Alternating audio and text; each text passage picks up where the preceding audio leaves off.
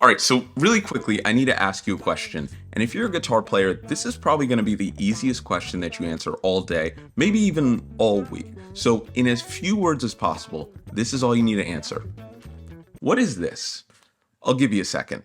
And you might be like, well, Mike, that's a Fender Stratocaster. That's one of the most iconic guitars of all time. And if you said that, you would happen to be correct. You see, not only does this bad boy happen to be one of many Fender Strats that I've owned over the years, but it actually happens to be one of a number of Fender guitars that I've owned over the years. And I'm talking anything from Strats to Telecasters to that one Jazzmaster that I keep wanting to get but haven't quite decided on yet. And tell me in the comments which Jazzmaster you think I'd like. And despite all of those fantastic guitars, there seems to be one specific Fender, one very specific guitar made by them that I've never actually owned. And if I'm being completely and utterly honest, it's not actually a Fender. It's kind of Fender's little brother company. You may have heard of them.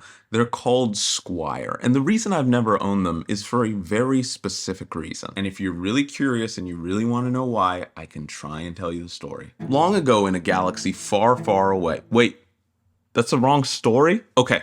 Well, start over. You see, like a lot of people, when I first entered the guitar community, all I wanted to do was fit in. And that makes sense, right? All I wanted to do was walk into the guitar store with all the cool kids that I respected, and them look me in the eyes and ask me about a selective guitar, and I would have the exact right answer. I would know what to think, how to think, and what to say to make them go, wow, that guy knows what he's doing. So I tried to say all of the things that I thought would get me there. And one of the stances that I thought I had to take every single time was that Squier guitars are trash. Real players play Fenders, the beginners, those guys who don't know what they're doing, who haven't quite gotten to the Fender level yet, they play Squiers. And yes, I know how cringy that sounds, but you don't know. That's what I thought it took to sit at the cool kids table for guitar. That was until one very specific day in college when one of my friends, he had actually asked me to jam, and this was a guy who I really respected his chops. So I was like, of course,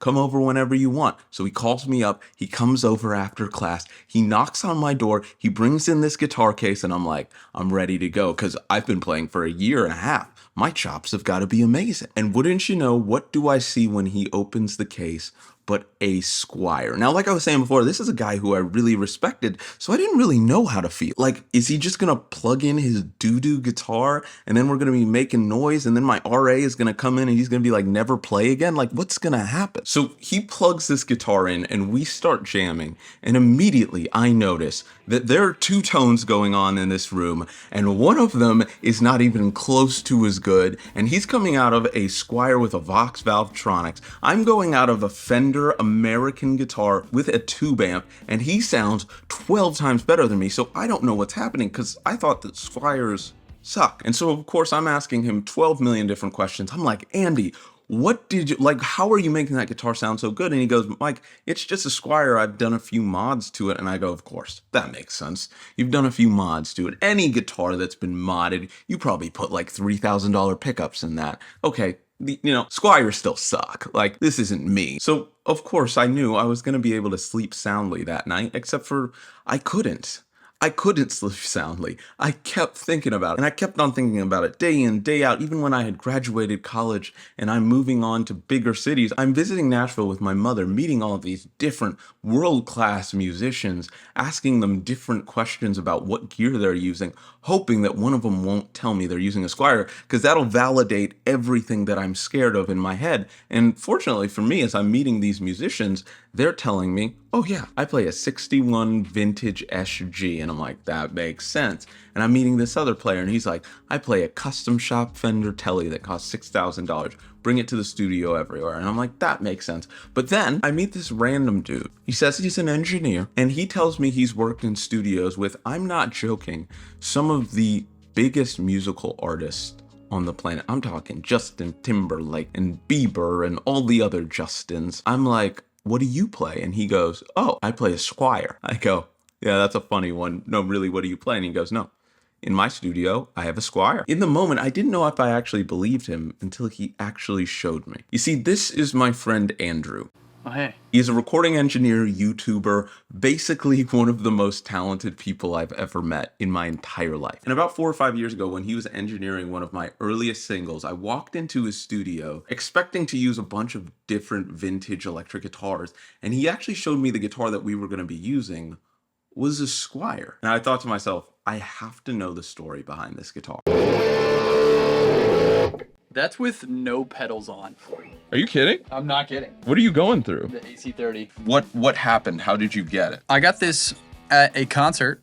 Okay. From the band Green Day. You've probably seen clips of bands who do this thing where they bring kids on stage. Okay. They have them play, and depending on the show or the band, what they'll do is they'll let the kid keep the guitar. And that happened to me when I was 14 in Peoria, Illinois, at the Civic Center. Went up on stage, they brought up a drummer, a bassist, and a kid to play guitar, and that was me. But when I got up there, he gave me a hug and he said in my ear, "Do you really play guitar?" I'll never forget my response was, "I can play Green Day." A 3-chord progression, and he was like, "Can you play this?" And then he gave it to me, and the strap was all the way down to below my knees. There was a drummer and a bassist already playing something on loop, and I just played along with it. Before I got off stage, he came and had me talk for 30 seconds or something, and then said I could keep the guitar.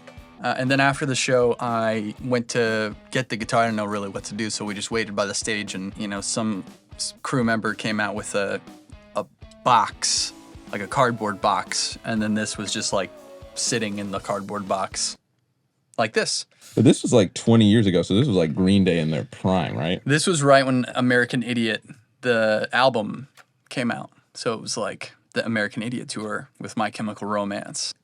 I basically used this as my main guitar. It's actually a fantastic guitar, plays well, and it sounds really great. It's got the humbuckers down here.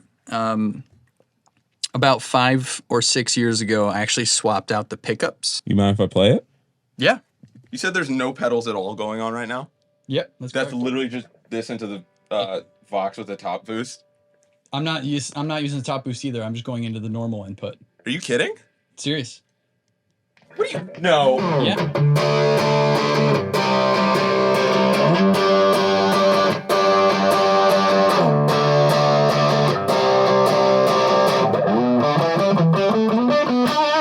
Wow, this thing is crazy, man.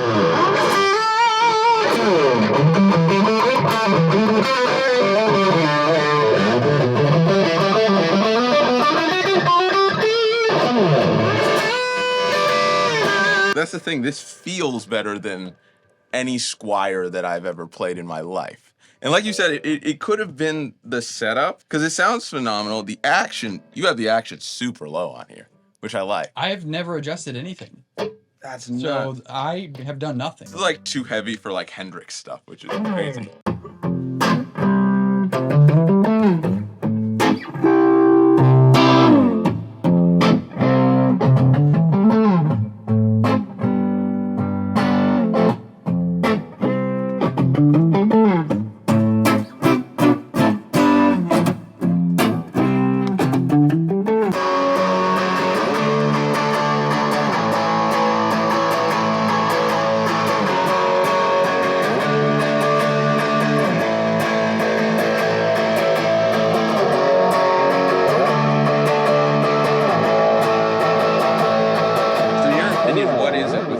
What is it that makes this feel different and sound what is it that would make a Squier sound super professional? Well, actually, the first thing I think is this thing rocks as far as the tone. You just plug it in and it just immediately great rock tone, and it plays really well. But it just reminds me of that story and that sort of moment in my life. And now I have a son who's playing guitar, and I would tell him that story, the Green Day story, as a bedtime story. In the story, I would tell him at the end of it was then Andy grew up and had a kid, and then one day he'll give that guitar to his son. And there you have it, ladies and gentlemen. That is the story of one of the coolest Squier guitars I've ever seen in my life. It really is one of those things where I think there were so many misconceptions that I had about gear, and some of the biggest ones weren't just about player series Fenders, but about actual Squiers, and seeing that they can sound really good even without any weird mods done to them. It just depends who you are and how you use it. Now, the big thing I do want to address is I think there's a temptation to think that what I'm saying here is that you should only buy Squiers. Like, don't believe the hype about any of the expensive guitars.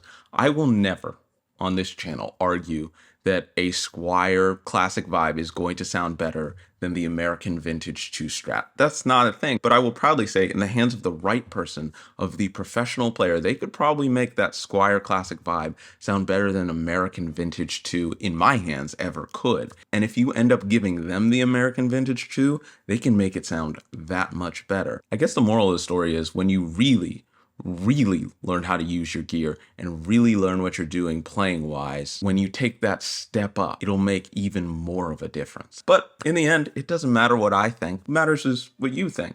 So let me know in the comments, do you have a Squier? Was your first guitar a Squier? Did you think it was amazing? Did you think it was underrated? I want to know what you think. Anyway, thank you so much for watching this video. It was so much fun. Thank you so much to Andrew for just letting me come over to his studio and see what's up, see what the story behind one of the coolest guitars I think he's ever owned is. Link to his channel will be in the description. If you want to know anything more about any of the other gear we used, make sure to check out the links in the description. You can get it all from Sweetwater. You know the spiel. Like and subscribe if you had a good time, and most importantly of all time, have a fantastic day. Do you know anyone else with a Squier? In Nashville? Yeah. Yeah, you could probably find one or two people with a Squier.